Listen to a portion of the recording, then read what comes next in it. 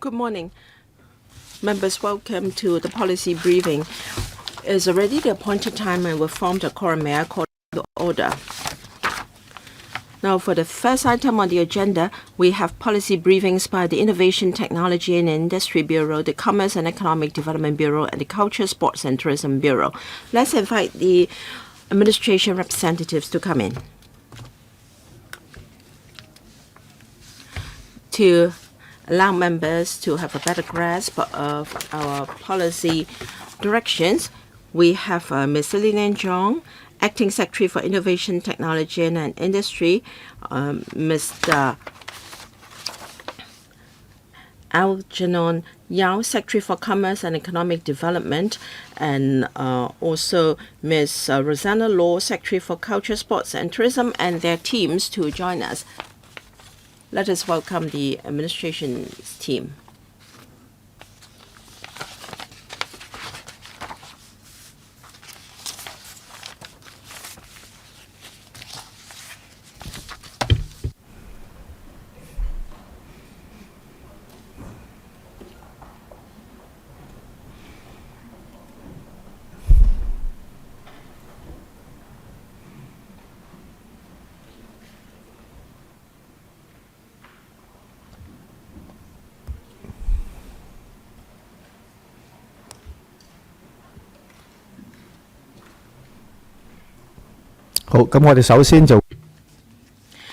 First, we will give the floor to the three secretaries to brief us on the papers. First, I'll give the floor to Ms. Lilian Chong, to be followed by Mr. Algernon Yao, and then Ms. Rosanna Law.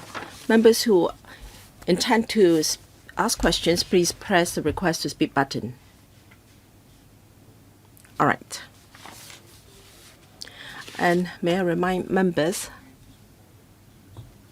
that our questions should be related to the policy areas of innovation, technology, and commerce and economic development and tourism. Ms. Zhang, thank you. Good morning, members. Thank you for inviting the Bureau to brief members on our policy initiatives of INT and industry. Now, it is our direction to promote INT development. In 2025, the policy address has got plans to echo the what the recommendations in the CPC. Now, for development of digital economy, we will make good use of our advantages in these areas and promote the further use of AI and development of these areas. And we will promote the further and deeper use of AI in different industries to expedite its development. For R&D and talents, in 2025 September, we had the support of LegCo and funding to set up the AI R&D Institute. It's expected that it can be commissioned within this year. And through the Frontier Technology Research Support Scheme and also our R&D platform, we will further promote our capability in R&D. Now, the computing capacity of the Cyberport AI Supercomputing Center was upgraded to 3,000 P-flops by the end of last year to meet the demand of computing power and AI applications of local universities and the industries. We have also launched the 3 billion AI subsidy scheme to support the large demand for supercomputing by universities and R&D institutes. And we've also set up an AI efficiency enhancement team to coordinate and steer government departments to apply AI technology effectively to their work, explore process re-engineering, and promote technological reform in departments. The goal is to launch these initiatives within this year. We will also launch the AI Toolbox to promote the proper use of AI by bureaus and departments in day-to-day administrative tasks such as clerical work and customer service, etc. And we will also provide an AI assistant for users of I'm Smart and digital corporate identity to answer inquiries from and offer personalized services to citizens and recommend suitable funding schemes and public sector support for enterprises. To further support SMEs to use AI, we plan that within 2026, i.e. this year, to consult the Council on the enhanced digital support scheme pilot program so as to enhance our competitiveness by building on what we have now. On integration into the overall development of the country and consolidating our role as consolidating our advantages, we also plan to launch the peak summit this year. In 2025 policy address, we would like to deepen our reforms and be people-oriented, and we should give full play to advantages. We will follow the blueprint and make good use of our advantages, and we will have appropriate measures and implement them to promote the development of AI so that we can help our core industries and the community to unlock the potential of AI. That's my briefing. I'm happy to take questions from members. Thank you. We now give the floor to Mr. Algernon Yao. Good morning, Chairman and members. I'd like to brief members on the policy on telecommunications and broadcasting and latest development. We're responsible for policies on control of various matters, and OFCA is responsible for managing and implementing and different pieces of legislation related to this area. Our policy is to ensure fair competition, and we will create regulatory environment that is in keeping with nowadays needs and times, and we will also grasp the opportunities made available to us by the country's development. We play the role of facilitator. We implement various measures so as to consolidate our position as a telecommunications hub. To cater for the coming of the 6G generation, we have laid the basic foundation for future development. In 2024, we auction bands to catalyze market development. And then in October, we did the same. And we also helped the industry to build and expand their radio-based stations infrastructure for redeveloped and new buildings. There must be space reserved for such infrastructure. Last July, we launched a subsidy scheme to extend 5G coverage in rural and remote areas, and we also help telecommunications operators to build various infrastructure in shelter bus stops, public payphone kiosks, and multifunctional smart lampposts. We also support the development of low-altitude economy. In October last year, we launched the licensing regime for unmanned aircraft systems. We've also started the LAE regulatory sandbox pilot scheme to ensure that UMS can operate in a safe and efficient environment. We've also streamlined the vetting approval for the low off orbit scheme so that we can grasp the opportunities brought about by outer space development and then attract investment and talents to Hong Kong. We are committed to maintaining the efficient operation of our system. We have the protection of critical infrastructure, computing systems ordinance to ensure the safety and integrity of such infrastructure. We've also introduced the registration system for mobile phone numbers. We plan that within this year we will consult LegCo and also the BA to improve the regulation under the Real Name Regulatory Program for SIM cards to crack down on telephone scams and deception. And then we'll also renew the domestic free TV program service licenses. We are going to consult the community, and then we will also make recommendations to the Seeing Council in this matter. We will closely monitor changes in the market so that our regulatory regime is kept up to date and can meet needs of the community. We will promote the continuous development of the broadcasting industry. Now, we will continue to educate the public and enhance our collaboration with schools and PTAs so that our young people can be protected from obscene and indecent messages. We will further enhance the representatives of the Obscene Articles Tribunal.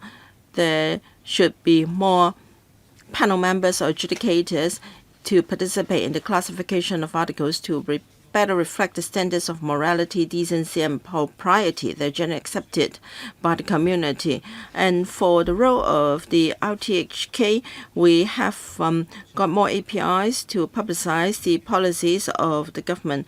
We will build up on the successful experience in the recent national games. Broadcasting will provide latest message for members of the public. We have already reviewed our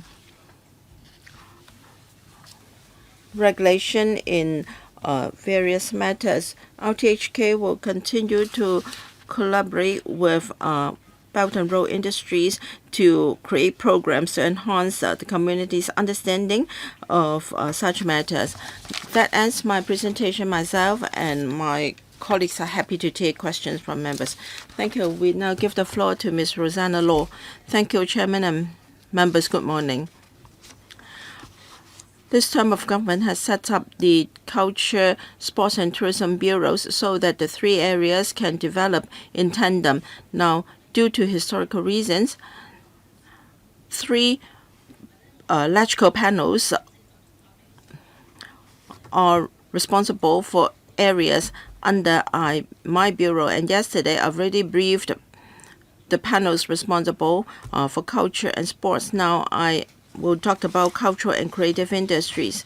The Cultural and Creative Industries Development Agency is the office dedicated to such mission. We adopt a very proactive and approach to support the industry. Now, we promote the development of advertising, architecture, design, digital entertainment, music, printing and publishing, television, and film. We have to create smart initiative and film development fund to help the industry. So far, we have injected $6.4 billion and $2.9 billion respectively into CSI and FDA. We also provide funding support to projects proposed by the industry for nurturing of talents and to help the sectors to expand the markets in other parts of the world and promote the development of cultural IP. And we also organize major events such as the Hong Kong Fashion Week 2025, etc. We'd like to make Hong Kong major hub in these areas. We would also strengthen our position as a creative center. Films is a very important pillar of Hong Kong's cultural and creative industries. Since 2025, the Film Development Fund has supported over 490 projects to support the long-term development of the industry to enhance the quality and quantity of film productions in Hong Kong.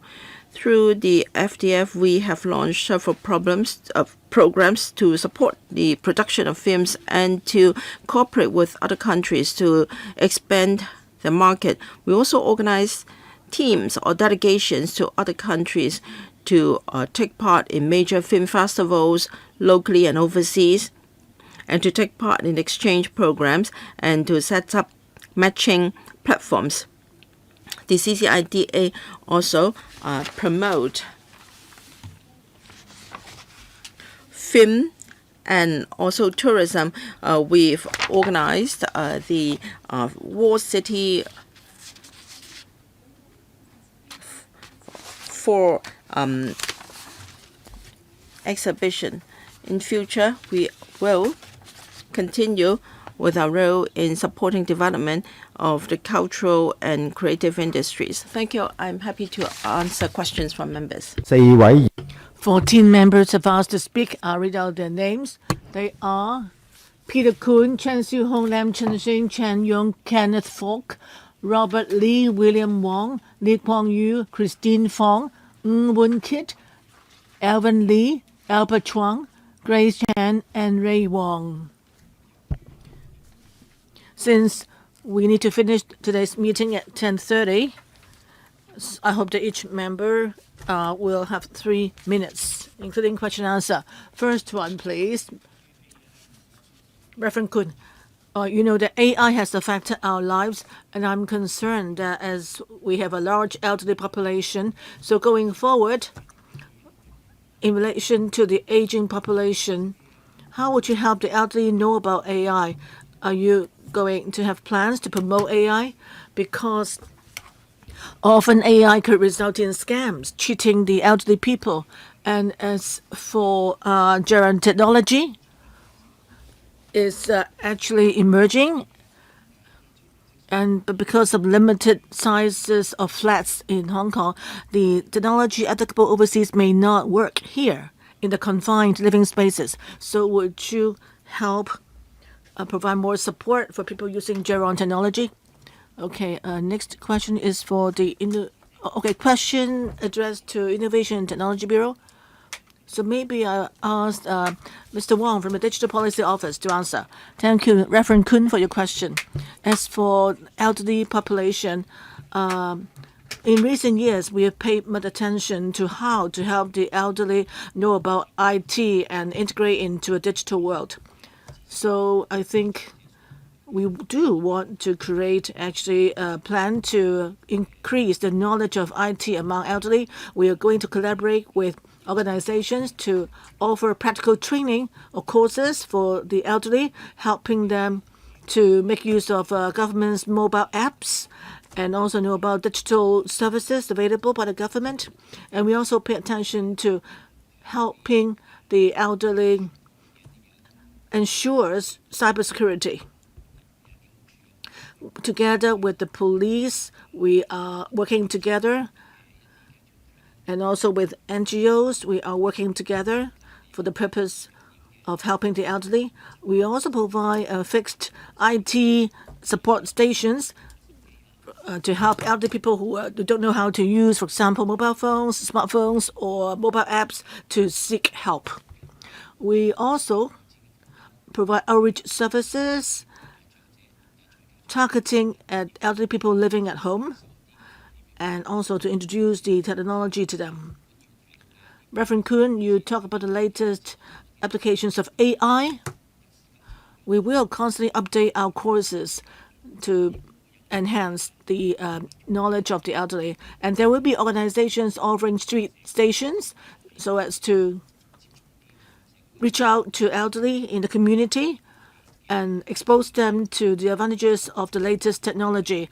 All these courses would be constantly updated and held in collaboration with various organizations, and we will update them, providing knowledge on the latest technology. We also provide more advanced courses for smarter elderly people to give them additional or advanced training to help equip them with more advanced skills. That's the end of my answer. Question 2. What about the application of gerund technology in Hong Kong? Let me supplement here. Thank you for your question. For gerund technology, it is actually in various INT parts and also cyberport. We actually, as mentioned by Reverend Kun just now, if there are overseas or mainland technologies that want to be applied here, because of the limited land and size of flats here, this indeed provide a good opportunity for our startups or research organizations to try to branch into local or overseas markets by modifying their technology. Next one. Well, just now,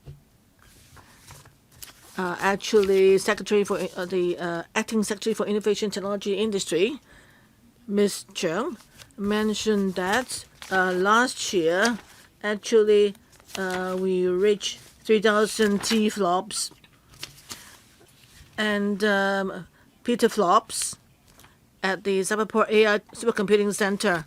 So could you brief us on the latest computing facilities? Are they adequate to cope with the demand? My thinking is, considering Hong Kong's commitment to develop new quality productive force, including autonomous driving. In 2024, a consultancy study come up with projections. Do you think that projections are still valid? Do you think we need to have another round of latest study? And also, all along, I've been concerned about development of low-altitude economy. I'm very pleased to see that the Telecommunications Authority launched in last October the spectrum in the sandbox for low-altitude unmanned vehicles. But for the LAE and autonomous vehicles, you need to have the basic infrastructural support. So have you done any comprehensive forward-looking study to cope with the future growth of the industries? Okay. Acting Secretary, please. Thank you, Mr. Chen, for your support and concern. As mentioned by you, computing power is actually an important element for fostering artificial intelligence. The current term government, as you can see, has launched new measures to build up on our computing infrastructure. 2 years ago, Cyberport developed the AISC with 3,000 PF-flops. And also at the science park and universities, they are also joining together to create about 5,000 P-flops. And you also mentioned that new types of technology, whether in autonomous driving, would emerge, and they require additional computing power. Therefore, we need to plan for the short term, medium, and long term. And therefore, in Sandy Ridge, there is a 10-hectare site intended to create a facility where we can create an international data park. So together with the commercial sector, we hope to enhance Hong Kong's supercomputing power so as to foster scientific research. And how about the low-altitude economy, the infrastructure for it? Mr. Yao, Secretary, thank you, Mr. Chen, for your question. I think whether it's low-altitude economy or the low-orbit satellite or optical fiber mobile network for remote islands and so forth, or undersea cables, we have a series of plans. For detail, may I ask Mr. Leung from the Office of the Communications Authority to answer. For autonomous driving, we have carried out relevant research and prepared 5.9 spectrum for use for the smart transportation system. And going forward, we have various plans, including arrangement of free spectrum for the science park to carry out testing of autonomous vehicles. In the future, if there are companies which want to obtain licenses, we will discuss with them, find out their actual applications, and try to support them. Because of time, okay, you have to wait for the next round and press the button again. Next one, Lam Chun Sing. As for the I'm Smart, right now we have the MPF platform now that helps employees manage their MPF contributions. But FPF platform also experienced cheating and scams early on, and therefore now people can only register on the MPF platform through IM Smart. That's for security reason, but nowadays quite a lot of people haven't installed I'm Smart app, so I'm worried that they can't access the MPF platform and its services. Even though more than 4 million people have registered for IM Smart, still a large number of people have not yet done so. So for the next stage, what measures do you have? Or any community plans you've got to help, for example, the elderly people to use the technology available? We have allocated the resources, but can you lay down KPIs on how you can reach the goal of encouraging more people to install on the IM Smart app? And secondly, as for support for SMEs, I know that right now there are lots of plans for digital transformation targeting SMEs. In the past, it tended to focus on the retail catering sectors. So can you expand the plans to cover SMEs in other industries? Besides money, can you also consider offering advisory services to provide guidance to more SMEs, because some may not know how to leverage AI. So can you provide more support for SMEs? Thank you. Two questions, I think, Acting Secretary. Thank you, Chairman and Mr. Lam. On your second question, we'll answer that. Mr. Wong can answer the first question. As mentioned by Mr. Lam, SMEs, how we can support them more, including helping them to have digital transformation and increase their competitiveness, that's a key concern to us. Therefore, as you mentioned, our digital transformation pilot scheme, well, focuses on the catering and retail industries, but it has been expanded to tourism and the other industries, covering 100,000 SMEs. And we've also included in the scheme AI application schemes, so and also to help SMEs ensure safety in the cyber world and in the cyber interactions. And the Hong Kong Productivity Council also has provided support for us to provide one-stop advisory service for SMEs. At the same time, as mentioned by a member, for IM Smart, we're going to add AI assistant to it so that whether it's the individual or corp ID, say if it's a student or someone involved in a particular business, the AI assistant would, in real time, let the user know the kinds of government support schemes available. Just by pressing a button, the user can actually access the information they need or even fill in forms online. And that will be launched very soon, the AI assistant. Okay, let me supplement on the IM Smart and MPF platform. Thank you, Mr. Lam, for your suggestion. All along, we have been promoting IM Smart as actually very convenient tool in their pocket. It's like an assistant to everyone. And the MPF scheme platform is one that we have collaborated with closely with the authority. And there are 4.1 million users of IM Sport with a daily usage of more than 110,000. And so that can be a very good assistant to people in their daily living. I do encourage everyone in Hong Kong, all citizens here, to install the app. And together with the MPF fund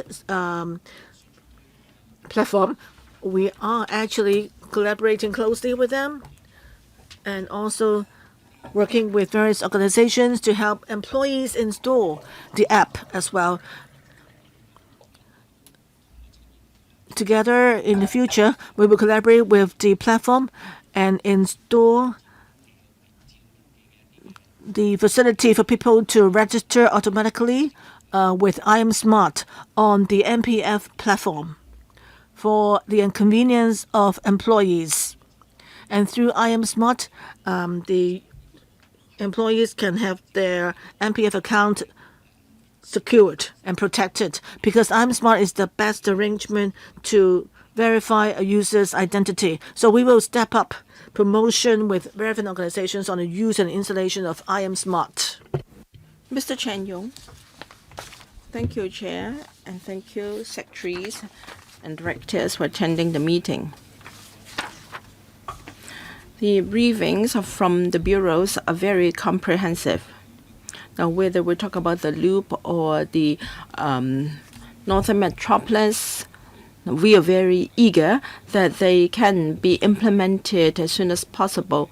What about the computing capabilities and also the power capabilities? Some are worried that they may not be able to satisfy our demand. So in the short, medium and long term, how can we ensure that in the Northern Metropolis and the loop we have sufficient power and computing capabilities up to international standards in order to satisfy their needs? And as for 6G, we were given a briefing by the secretary, but can you tell us whether you can roll it out in the Northern Metropolis and the loop or the cyberport first, so that we can meet the demand of international INT hub? So can we have an early and pilot implementation of 6G services in these areas first? Thank you. INT Bureau. Thank you, Mr. Chen, for your question. You talked about electricity and also the support and infrastructure required by new and emerging industries. This is also very close to the heart of this government. Now, as said by Mr. Chen, the CE is very anxious that we can have all the infrastructure provided. Now, for the for the Northern Metropolis and the loop, we are also using this approach, and we will have advanced planning to look at the current pain points and demands of the industry. We will streamline the systems. We will use different models to meet the demands of the industry. And for infrastructure and utilities, I understand the Environment Bureau will have an overall plan for power supply plan, and then we will adopt an industry-led approach and be people-oriented and provide all the necessary infrastructure and layout and support required. We will use a brand new mindset to support the development of new industries. We maintain very close communication with the industry, and then we will also make good preparation for different infrastructure. Or the second question is about the provision of 6G services. I'll give the floor to the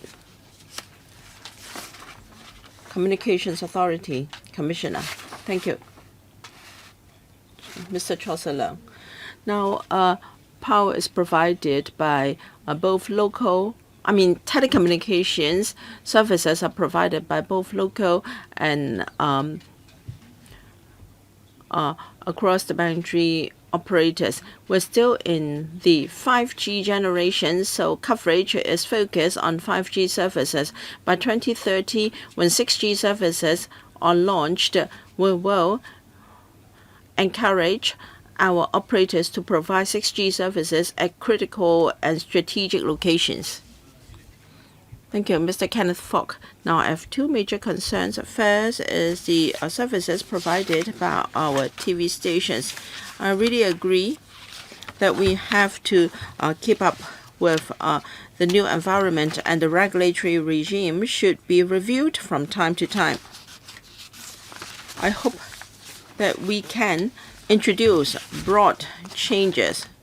Now, for product placements in programs, I know the rules are now relaxed, but then TV stations are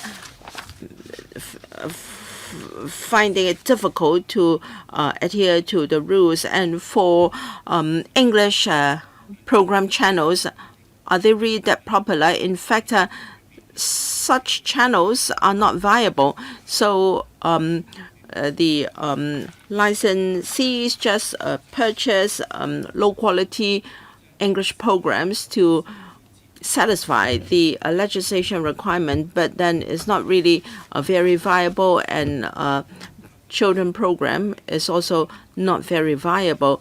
And according to TV stations, they have to spend huge resources in addressing or coping with complaints. So perhaps you should review your regulatory concept and also your intention so that we can have better supervisory regime. Now, I just visited a 2G unicorn enterprise in the mainland. I'm pleased to see that you will have subsidy for use of 2G technology. I understand that they have to be replaced or updated after 5 years. I'm pleased to see that you have subsidy for such infrastructure, but what if they are already obsolete in 5 years? And I'm happy to see that you help industries to go out. Of course, the mainland is a big market, but what about the international market? Perhaps you should give them helping hand that is better than just providing financial subsidy. All right, first on the renewal of TV licenses. Thank you. Yes, we have thought deep about this, and for renewal of domestic free TV program service licenses, we have consulted the public and also received proposals and views from the current licensees. We have considered relaxing the current rules so as to help licensees to better their business. Perhaps I can give the floor to Mr. Leung to talk about this. Yes, we're dealing with the renewal applications of 3 free TV program service licensees. We are thinking of how we can relax the rules to promote the development, such as product placement in programs, and also whether in an English channel can we relax the rules and allow programs of other languages, and also for child programs. We are thinking of relaxing the rules and make recommendations to the CE. Complaints, we adopt a complaint-led approach. So if there is no complaint, we will not take particular action. But if there are complaints from the public, we have to take action. After all, we're talking about free TV services to the community. We have to ensure that programs are up to a certain standard. And apart from license renewal, we'll continue to maintain liaison with the 3 domestic free TV licensees to understand their needs. What about subsidy of 2G and also the Go Global subsidy? I give the floor to our PS. Yes, for 2G, I do understand that follow-up and maintenance and further replacement, yes, that requires some attention. And for going global service, I understand that the industry is eager to expand their business into the mainland as well as the international market. So, for instance, at the Hong Kong Park of the Loop, we're pleased to see that strategic enterprises are willing to participate in the operations. So we will help them to in terms of promotion and financial support. Thank you. Mr. Robert Lee. Thank you. I thank the bureaus for their briefings. I have a few questions. First, the target to make Hong Kong a smart city. The paper talked about I'm smart and also digital corporate identity. My concern is for many financial institutions, whether we talk about individual or corporate accounts, many of the steps can be automated. And for instance, annual returns to the business registration office, etc., to attract talents and capital to Hong Kong, we have to make things more automatic and automated. And for support to SMEs, this is a common concern of many members. The pilot scheme for digital transformation scheme, many financial institutions would like to upgrade and transform their services. This scheme is mainly for SMEs, but not for listed companies. We'll talk about companies with fewer than 50 employees. Can you expand the scope? For instance, my industry has applied for INT vouchers in the past, but then the procedures are very cumbersome and timely, so they've lost interest. Now, sometimes it is the intermediaries that get money, but not the industry. Can you address this problem? Smart ID and Corp ID to make it more convenient for the industry.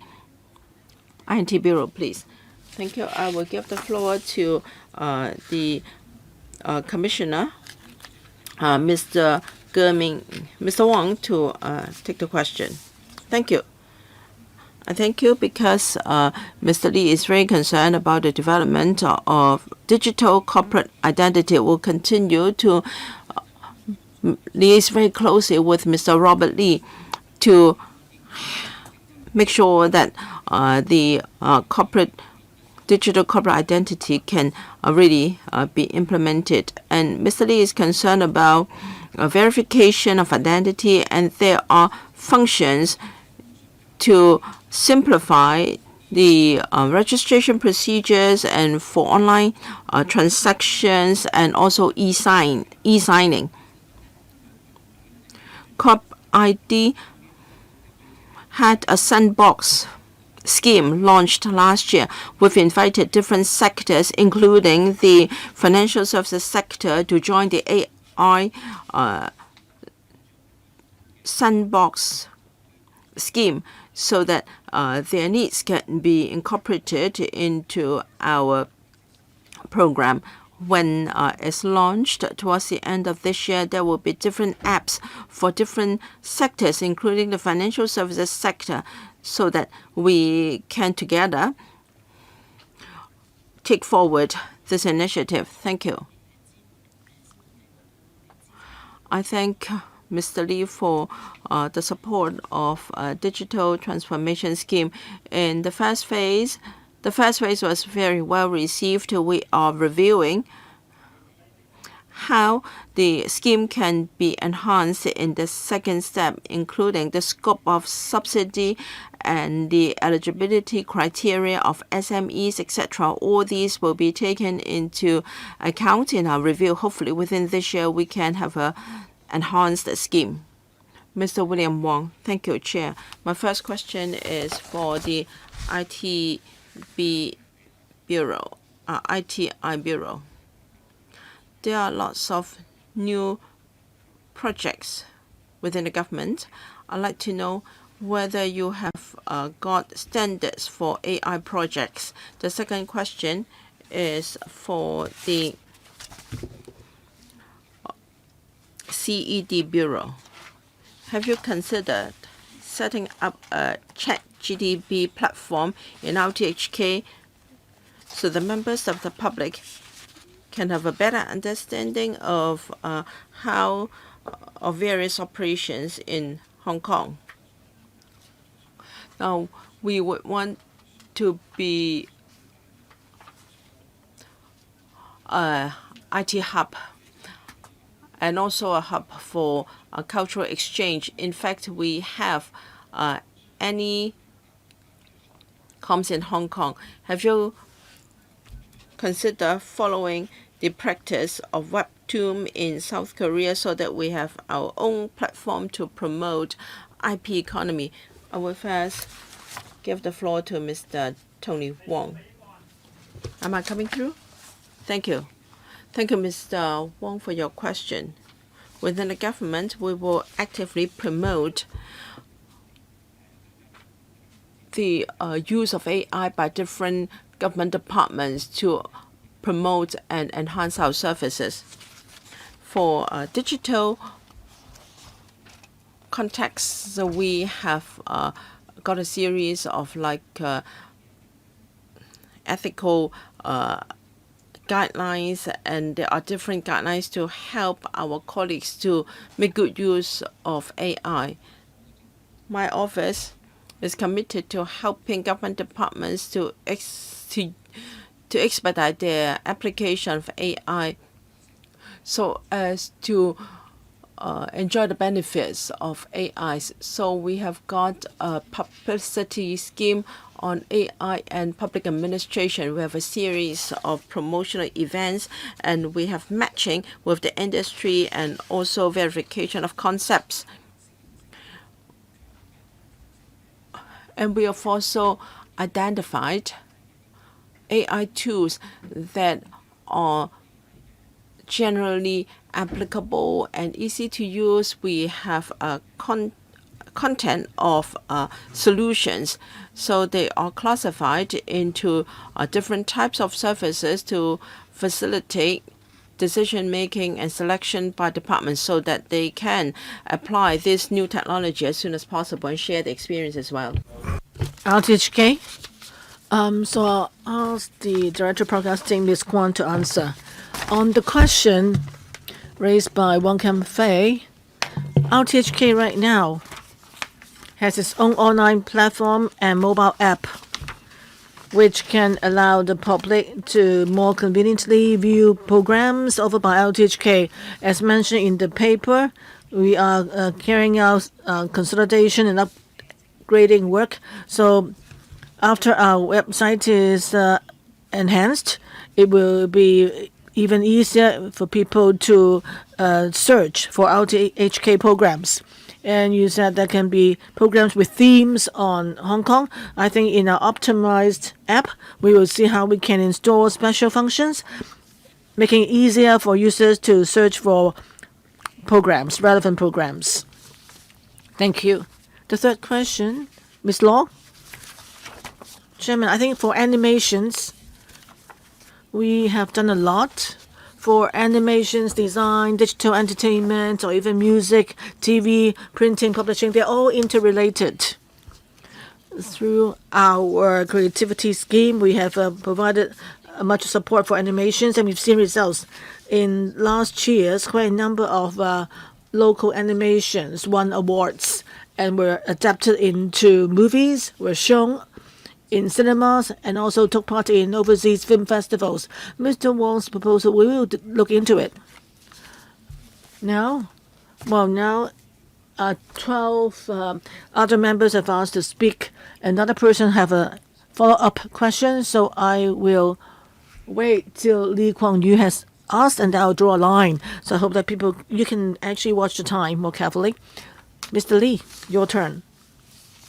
I'm very pleased to see that Hong Kong has given much effort into digital transformation, and we have hired IT talents, brought them into Hong Kong, and provided support for enterprises. So I'd like to ask the Innovation and Technology Bureau, while providing subsidy, can you ensure that the subsidized enterprises, that they would allocate a certain amount or percentage of the subsidy on change management, like training for employees, so that people can benefit, and also Hong Kong people can feel that the Hong Kong government is really trying to benefit the public when it comes to digital transformation. So we don't just spend resources on buying softwares, but we need to help the public feel that they have a sense of gain.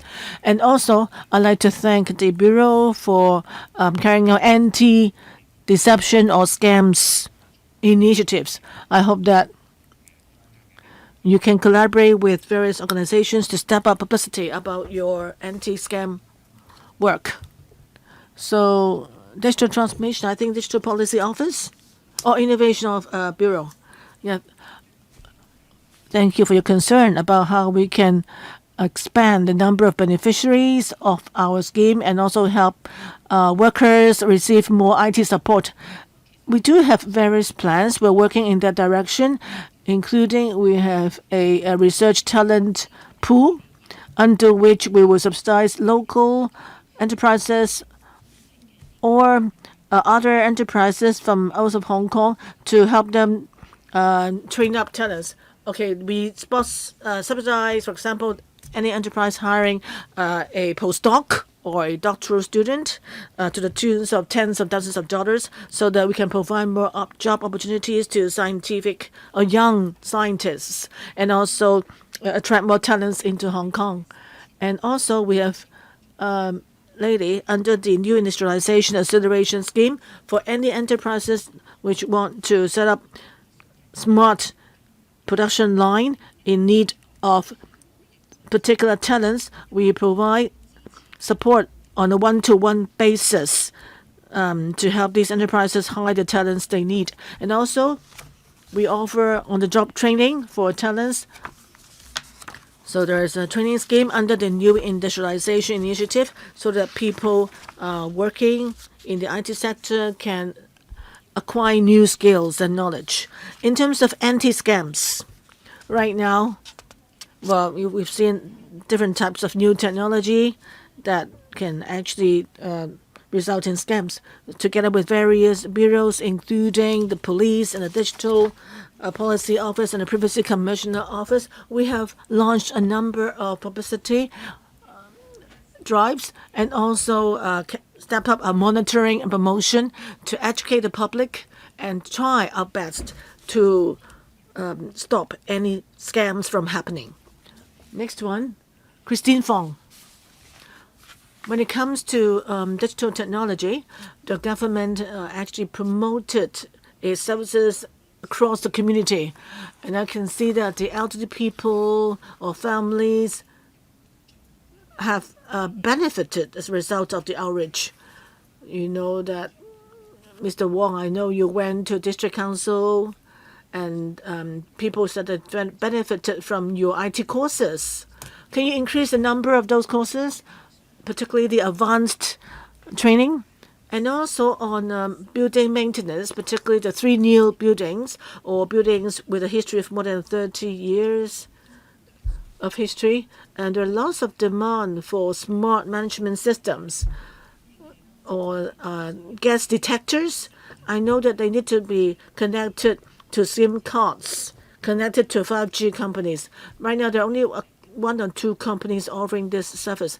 I think we should not have further delay in this area. So can you increase the number of 5G companies providing the services, connectivity services? And also, we also need to help promote our own technology. And also for the Telecommunications Authority, since you are stepping up access to online information, RTHK in your headquarters, there's a land reserved in Cheung Kwan O, and I often watch RTHK. I can see that the quality of its programs or broadcasts are very rich in content. So what's the time frame for the building of your headquarters then? And lastly, I grew up in a TV station. I know that local IP is worth of promotion. Animation IP, 2 years ago I went to Long Gong on a visit trip for particular animations featuring historical or folklore characters. They're popular. So I'd like to know that you have plans to attract talents. Can you provide venues or resources to actually attract even more talents? Ms. Fong, can you, maybe you need to declare when it comes to your mentioning of the famous movies about the mainland animation that is very popular, Naja, shown last year. Okay. Can anyone respond to the questions? Okay, thank you, Ms. Wong, for your support for our inclusive digitalization scheme.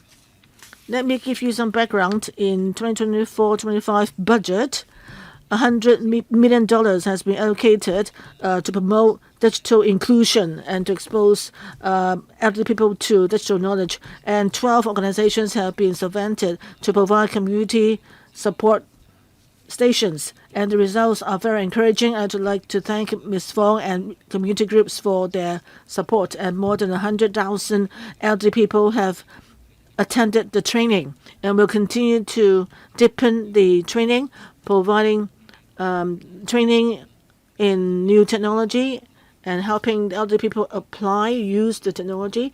And we also try to reach out to more old people. And going forward, we will collaborate more with you, Ms. Fong, and your organizations in the community. So next question on building maintenance, Commerce and Economic Development Bureau, the connectivity with 5G services. Okay, my colleague will answer. Large-scale Internet of Things is the advantage of 5G as compared to 4G. Of the four network operators, they are providing IoT service. Their plans and prices vary. So if there are any questions, you can reflect them to us, and we will liaise with the mobile network operators. RTHK, Ms. Kwan, is it? Are you going to answer? Or Mr. Yao?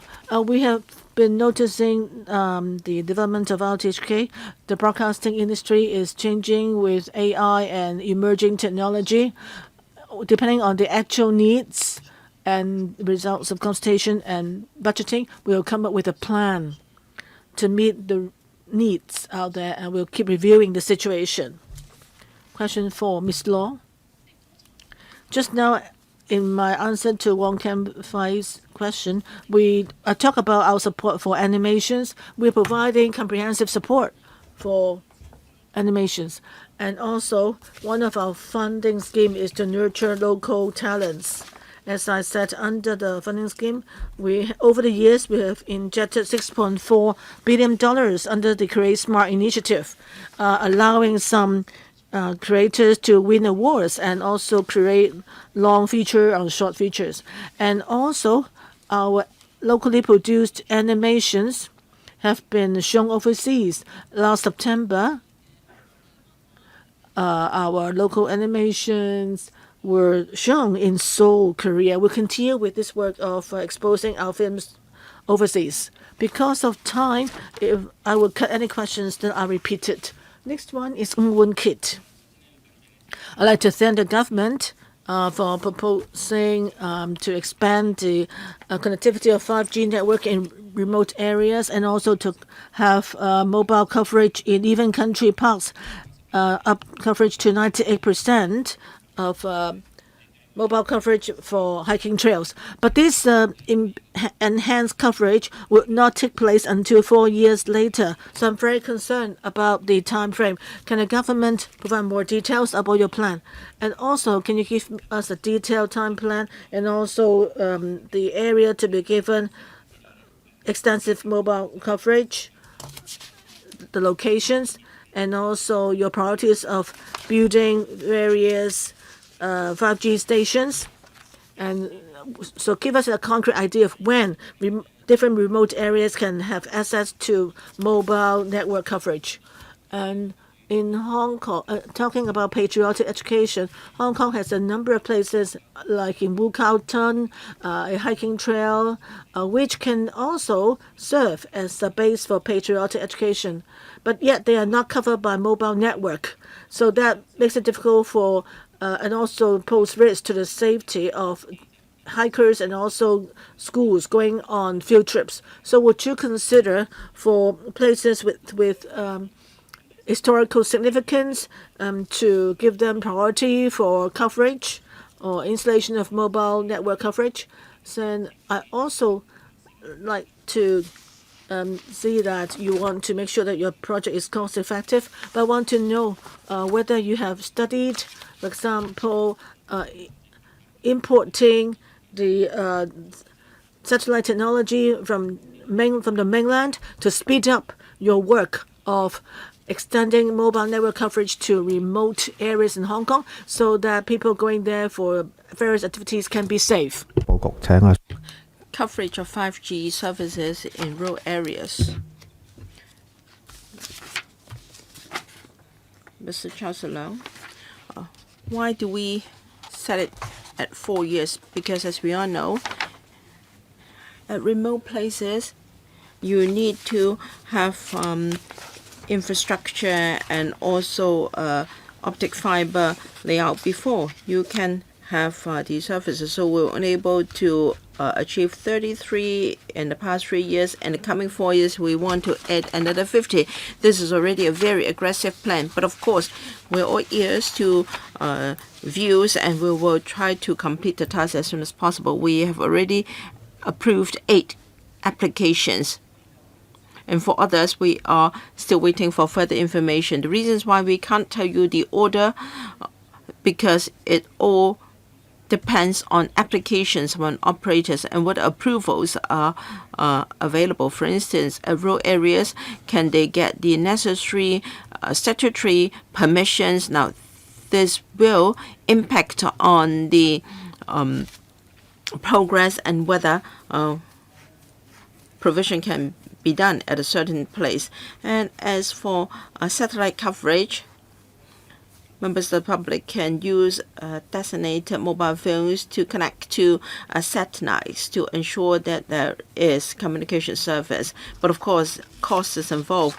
We now encourage low altitude economy. We hope to roll out more such services to provide more options.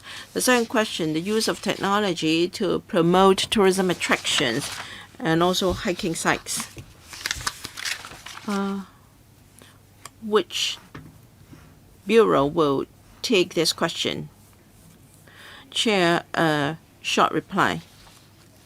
To promote technology, the thing is we can be people-oriented, and we will consult the community, and we will see how tourism and technology can collaborate, and the government as a whole will consider these issues. Thank you, Mr. Alvin Lee. Thank you. I think cultural and creative industries are close to the heart of many because it can promote our economy, and there is also further room for development. The Create Smart initiative is a very good one, and the industry is happy that there is funding support from the CSI. I like to know how we can better use CSI to promote further development of cultural and creative industries. It has been in place for 17 years, and 7 major sectors are included. The film industry is among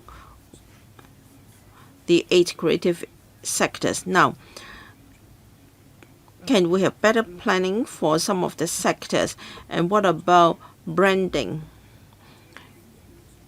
We can help brands to develop and extend their market.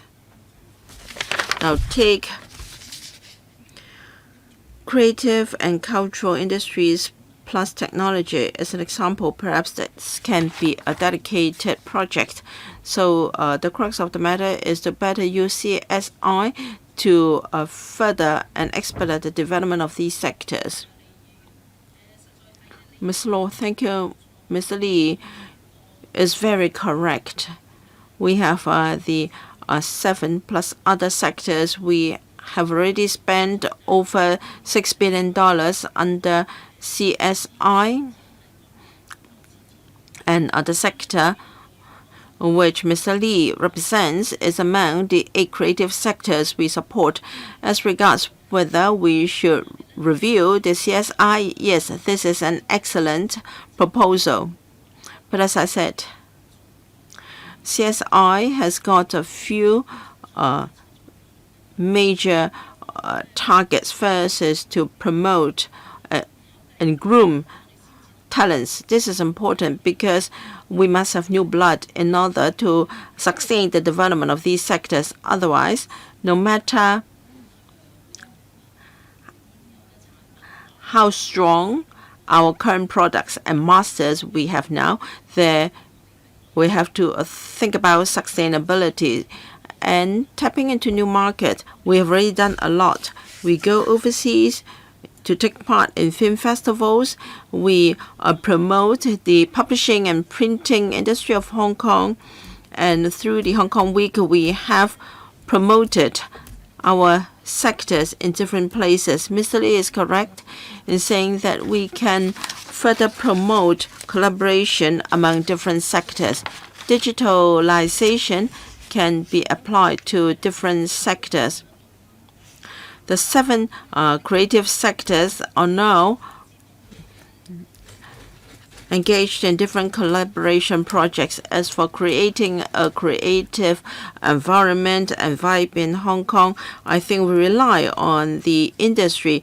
They can think of different promotional events, and we'll see whether we can promote policy steer.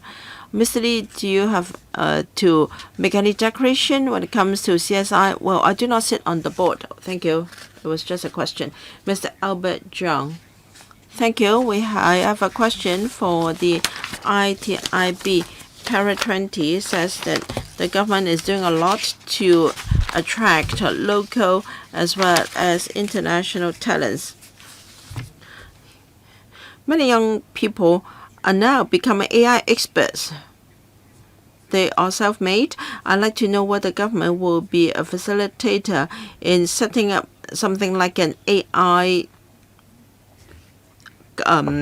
council or academy so that we can train AI experts to supply the manpower demand by the industries. As for digital transformation funding scheme, I welcome such move to support SMEs. Currently, the matching ratio is 1-to-1, and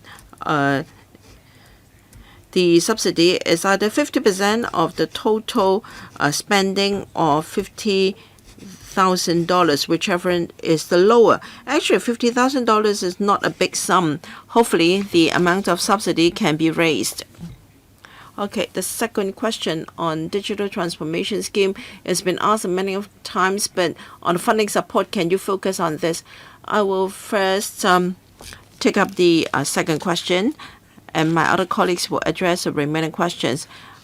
Yes, development of the industry and also manpower provision. This is in our blueprint. We're going to set up the AI R&D institution this year. One of its missions is to promote upstream R&D and also low-stream business application and also development of use cases.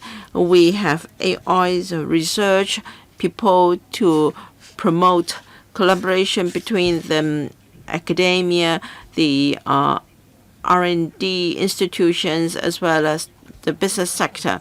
We have just launched a $3 billion Frontier Technology Research Support Scheme to help our local institutions to attract top-notch international talents to Hong Kong, and also strategic enterprises in AI to come to Hong Kong. When it comes to nurturing of manpower, we need industries to attract talents because industries can provide quality opportunities for young people to join the sector, and this is the best way to develop manpower. Ms. Chow, on the pilot scheme for digital transformation, yes, the matching ratio and also the amount of subsidy are areas within our review. The supply of AI solutions already in the market can make use of the 50,000 subsidy. we provide, and we are thinking of supporting as many SMEs as possible within limited resources available. Ms. Grace Chen.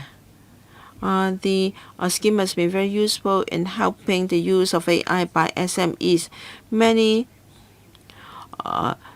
social welfare institutions also require digital transformation, cybersecurity, and also AI.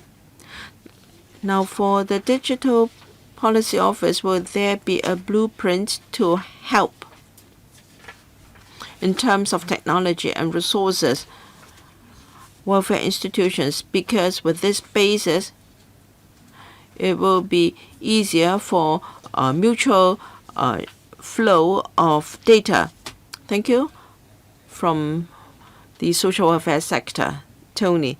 I thank Ms. Chen for her support and interest in our work. In fact, we want to liaise with as many sectors as possible, including social welfare sector Ms. Chen represents. Hopefully, we can do more in this regard. And the important thing is to promote collaboration between the INT sector and the social welfare sector so that the needs of the latter can be made known to the former so that there can be more solutions developed by the INT sector to support the social welfare sector. Thank you. Mr. Ray Wong. Thank you, Chair. I've got two questions. First, the administration has promised to launch the COP ID. Now, when it comes to business registration and other things, now the current system is fragmented. Can we have something like the I Am Smart? By using the COP ID, can there be one-stop service? And when we apply for funding, can we use this platform? Can we submit documents and applications using this common platform? Second question, transformation of SMEs. Many SMEs would like to use AI to reform their business. Now, they want to submit their secret recipe to AI to meet customers and market their products. But we'll mainly talk about overseas companies. The local provision of computing capability is expensive and limited, while the government is providing computing power to large enterprises. Can you also support SMEs as well? Hopefully, there can be some response from the administration. COP ID, ITIB. Thank you, Chair, and thank you, Mr. Wong. Yes, the purpose of the COP ID is an enterprise version or corporate version of I Am Smart. In future, services to the business sector will be available. Can I invite Mr. Wong to take the first and second question? Thank you, Mr. Wong, for your interest in our project. The questions raised by Mr. Wong is exactly one, the COP ID wishes to address. Different services, government services, and processes will be made available under a one-stop platform. We are now actively developing the COP ID. Hopefully, we can provide verification of corporate identity. There can be e-signature and also authorization of access to information for filling of forms, etc. These are tools to help enterprises to fully utilize COP ID to access government services. Hopefully, an AI assistant can be added to COP ID to answer inquiries from SMEs and recommend suitable funding schemes and public service support for enterprises. COP ID is a platform to help SMEs in digital transformation so that a simple and convenient to use platform will be useful for SMEs. We look forward to further exchange with different groups. We have just launched an AI toolbox so that there can be more services available in COP ID to make it even better for our SMEs. Mr. Junius Ho. 5G The 5G coverage. I hope that the Innovation and Technology Bureau can give us figures. In China, it has 10 million square meters, and yet they have installed 588 5G stations. Hong Kong, with an area of 1,000 square meters, we only have 98 stations, of which 33 are in the remote or countryside areas. That is on a per kilometer basis. There is 0.4 station in China, and in Hong Kong, our ratio is 0.01 station. That is 1/5 of the coverage on the mainland. Under the licensing terms, we have not asked the operators to reach the standard. So you need to work on imposing licensing conditions to actually have the operators install more stations. And if that's the case, how can we integrate into China's 15 5-year plan development? Have you got any statistics, make comparison in any way with the mainland? And secondly, Chairman, when it comes to innovation technology, what actual figures do we have in relation to that? Okay, we've got $10 billion injected into Hong Kong, and another $10 billion injected into another scheme from 23 all the way to 2027. But how can we convert from the upstream research into downstream, midstream results? Spending money, but how much are you going to obtain in return?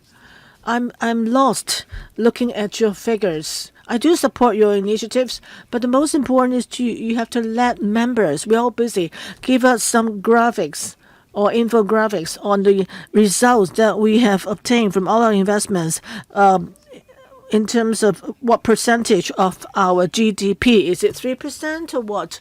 The plan, the chart is very important for our information. Can you, ITB, give us such a chart to educate members better so we know better what we should head into, what direction we should head into? So let me declare I'm chairman of a IT committee. Okay, Charles, sir. Thank you, member. I'd like to clarify one point.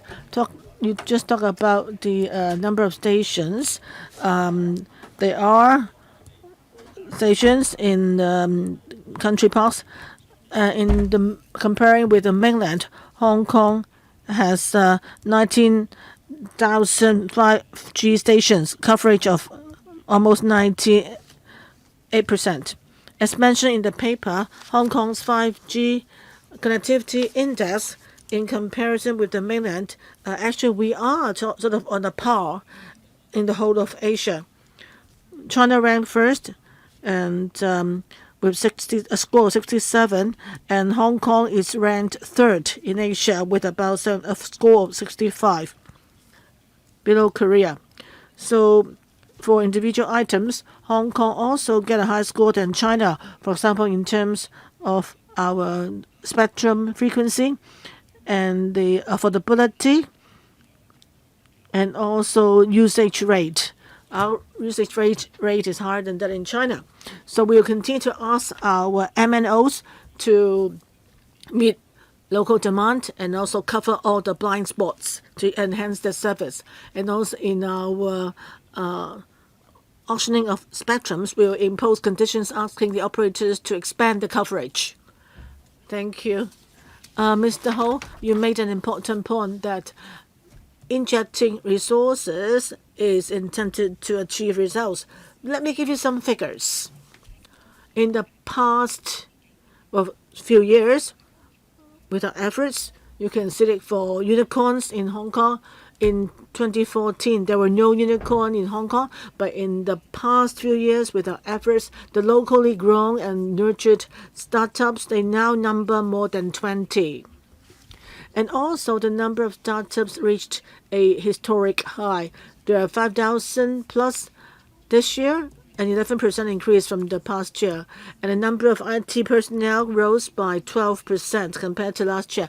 Also, members talk about results on the downstream. Actually, in 2024, we've seen the rise of more new industries. They make up about 2.6% of our GDP. For some international rankings, Hong Kong climbed up the spots. I do agree with what members said that on the one hand, we need to look at the statistics, but on the other hand, we need to think about how we can actually achieve scientific research results that can be seen and felt by the public. Hong Kong, in the past 4 or 5 years, with the efforts of the scientific personnel involved, we have actually managed to nurture 120 startups under the Hong Kong platform, which already gathers more than 3,000 scientific talents from around the world. The most important is we need to provide the basic support and infrastructure, and then going forward, we want to, through the innovation technology in Hong Kong, create new economic forces. The local scientific development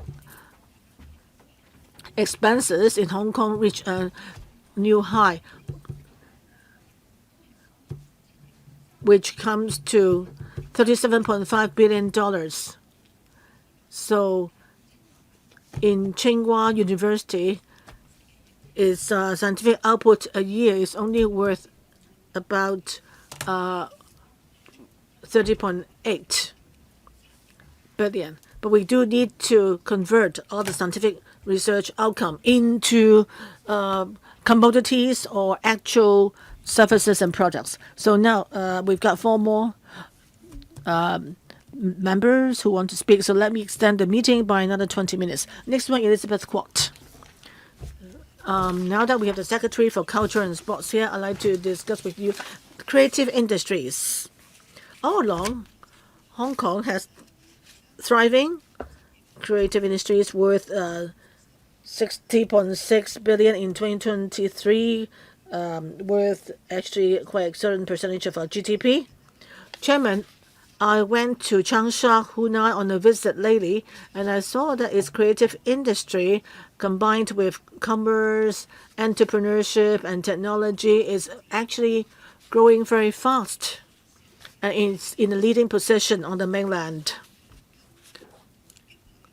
It's very encouraging to me, and it can actually encourage young people to join the creative and cultural industries and creating products, useful products, or creating immersive experiences in restaurants, or transforming traditional industries, combining them with technology, design, and turning them into new products and business modes.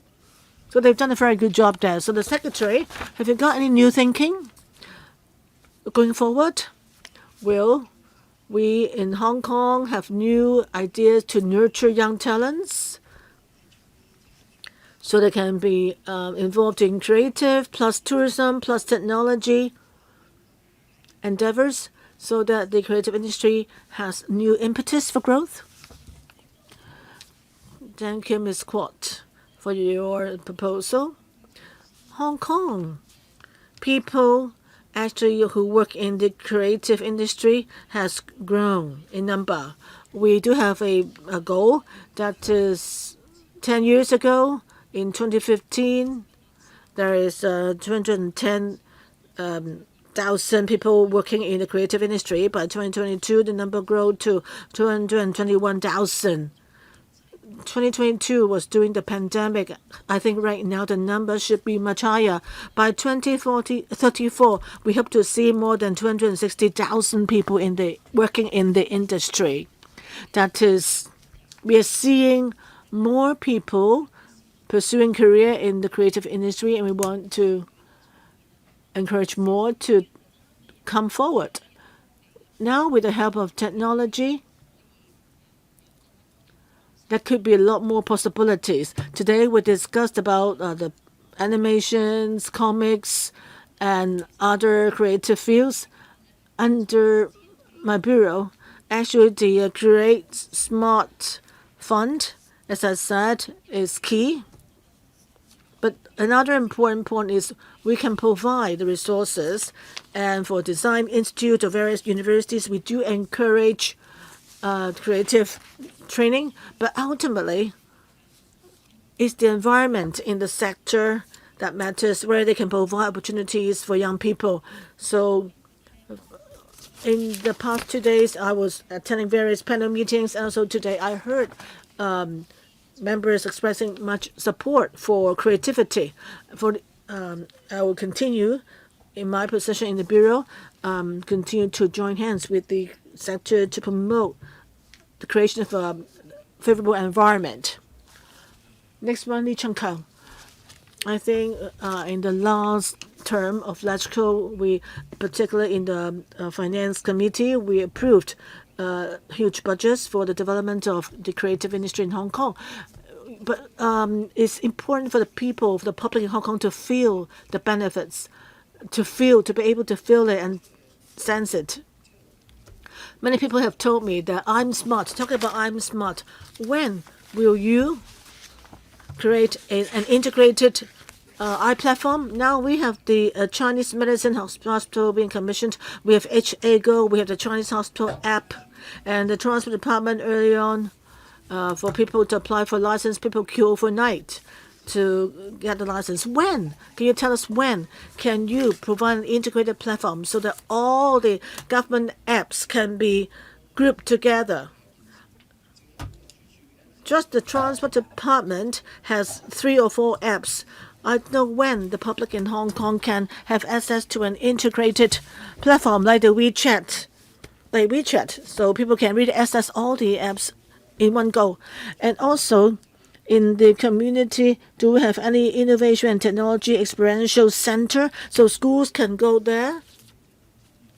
And we have lots of key laboratories within schools. So now that we have so much resources on hand, can you create any lab in the community so the public can actually have a close contact with it, whether it's remote medical consultations or community robots? We have actually done with various government departments smart equipment. Can you go to private residential flats and provide a platform for the community to enjoy various technological products?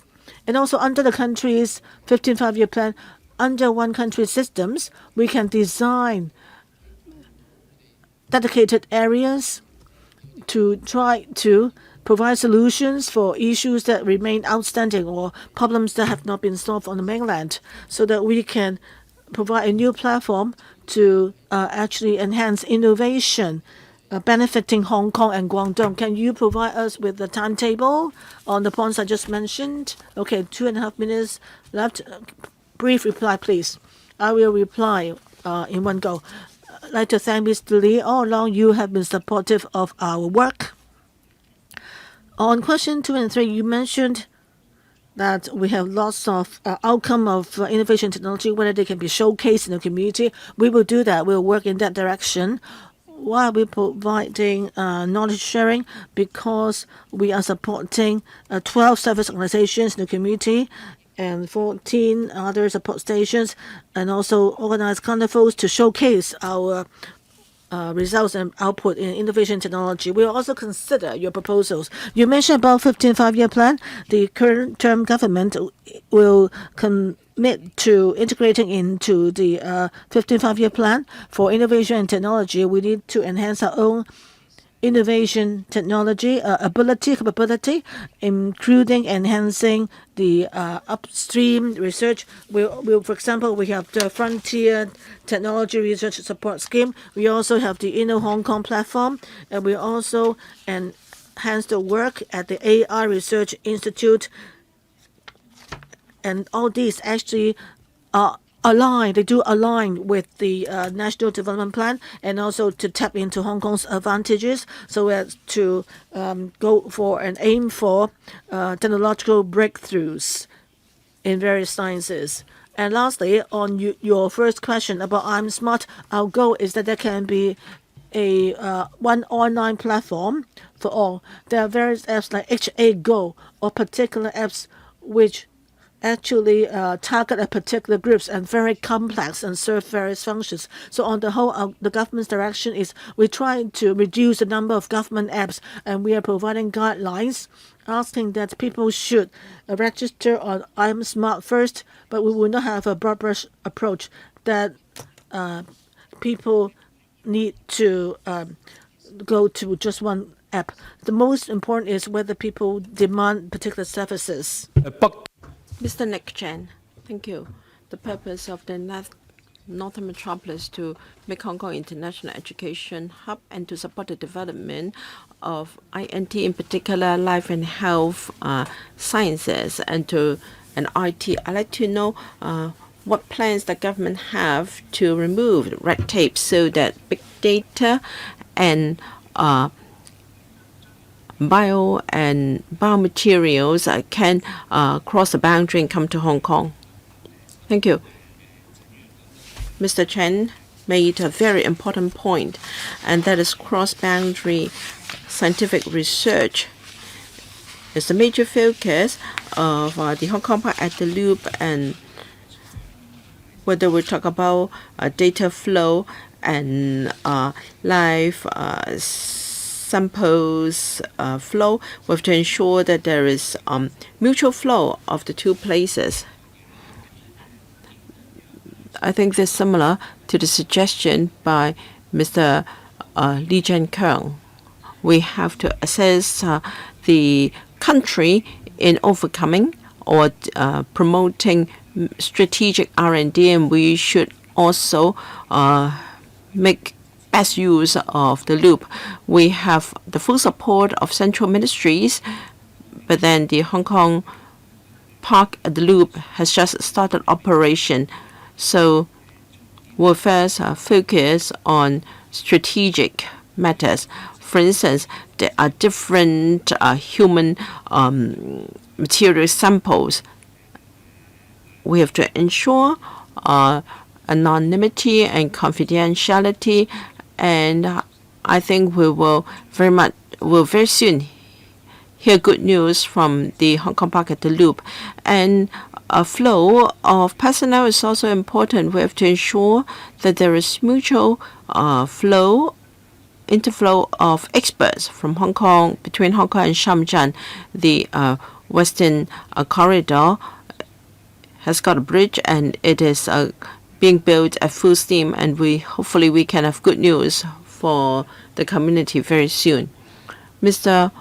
Augustine Wong, there are many funds operated by the ITI Bureau. Each of them costs billions of dollars. So can there be KPIs so as to assist the public to understand whether these funds are performing? And with better transparency, we're talking about huge amount of money, and we do care about whether the funds are effective. So can there be KPIs for us to understand?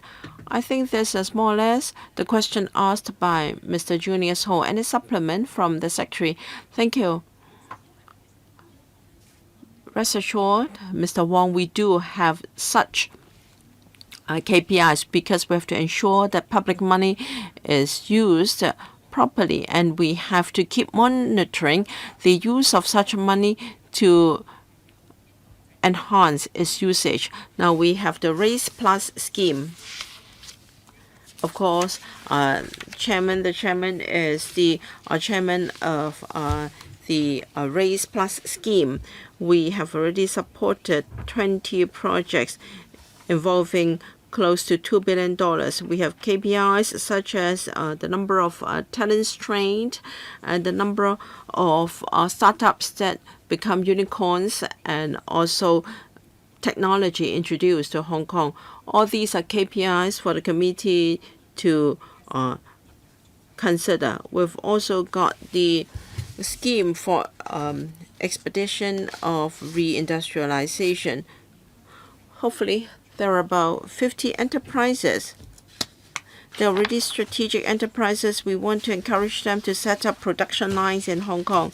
The scheme has just started, but we've successfully approved 4 cases involving $2.5 billion of investment. And enterprises are already investing $1.8 billion out of the total capital of $2.5 billion. So hopefully we can encourage more matching, so there will be more investment from enterprises. They'll be responsible for proposing and screening proposals. And just on the 16th of January, we closed the application for funding support under the